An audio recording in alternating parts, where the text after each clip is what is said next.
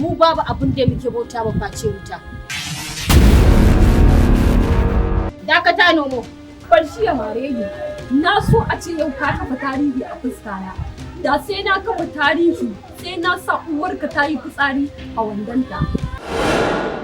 Don haka ina so Taimi ta shigo gidan nan a matsayin sirikata. Domin waɗannan sarkin baka yana raye garin nan kuma an aure ta ni. Ina so yau ka nuna mutanen yankin nan kai jinin sarkin baka ne. Yanzu maza nake so ka je ka kashe min maina. Ba zan kashe Numau an aure mai.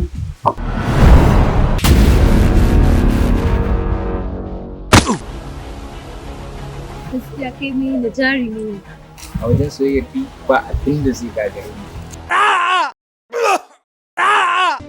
Kar ƙara ganin ki a wurin abun bauta. Ke har kin isa ki hana ni in zo in ma abun bauta hidima? Isa. Na je na roki abun bauta wuta kuma ta samu albarka. Ta kalle ni. Yanzu saura ta ki ta rage. Daga gobe ne za mu gubza gasar damben auren ta ne a cikin wannan garin. Daga gobe ne za a fara gubzawa. Ka kashe ko a kashe ka.